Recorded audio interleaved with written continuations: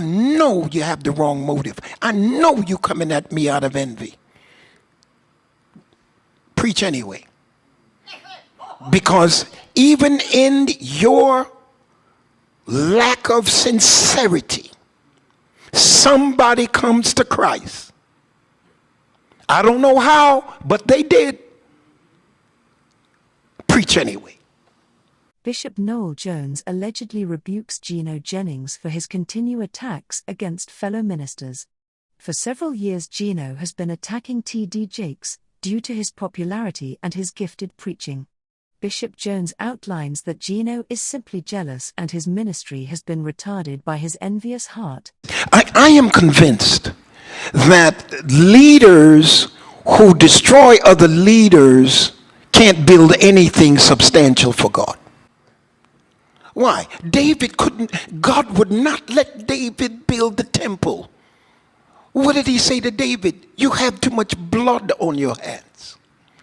And when we talk about having blood on our hands today, we're talking about people who viciously go after other people, and it's primarily because of envy. Hear me when I tell you. Where was the first murder? In the first family. The first family that ever came, that God created, in Adam's family was the first murder. By Genesis chapter 6, and the imagination of man was only evil continually. No, there's another adverb. And every imagination of his heart was only evil continually. Only continually. Which means he never had a good thought. And you cannot tell me from a leadership position that you will destroy the other leader across town simply because he has a bigger house than yours, drives a nicer car than yours. Some indeed preach Christ even of envy and strife. Now we're getting down deep. Here is somebody who has seen your progress, seen how God is blessing you, and they decide they want to be in ministry so that they can get what you have.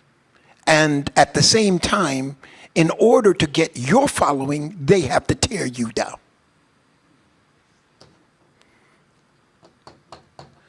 People aren't going after people simply out of righteousness. Because if you see me sin a sin that is not unto death, the Bible says, you go to God for me, and God will give you life for me. Which means God is not giving life for somebody who wants to kill you. He's giving life to restore you. Matthew chapter 18. If your brother, you got aught against him, you go to him alone. And if you go to him alone and he says, you know, you're right.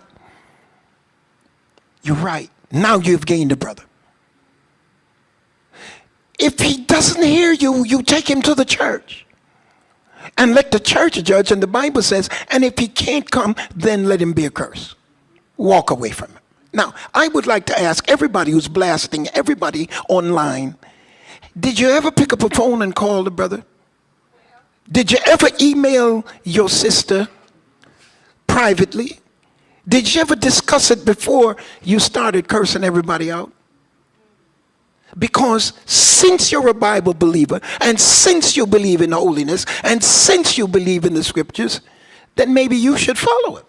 The timing is always important. Now notice this, strife and some also of goodwill. Verse 16, the one preach Christ of contention. Notice, not sincerely.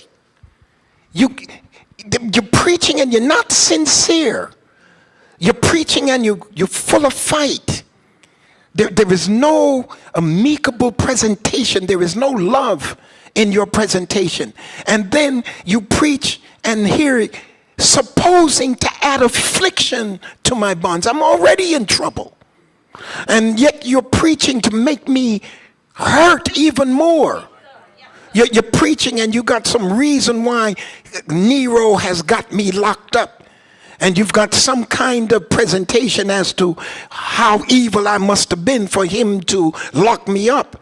But then you have others preaching out of love, knowing that I'm set for the defense of the gospel. Now here is maturity. What then? What then? Notwithstanding every way, whether in pretense or in truth, Christ is preached, and I therein do rejoice, yea, and will rejoice. Notice his maturity. I know you're wrong. I know you have the wrong motive. I know you're coming at me out of envy. Preach anyway. Because even in your lack of sincerity, somebody comes to Christ. I don't know how, but they did. Preach anyway.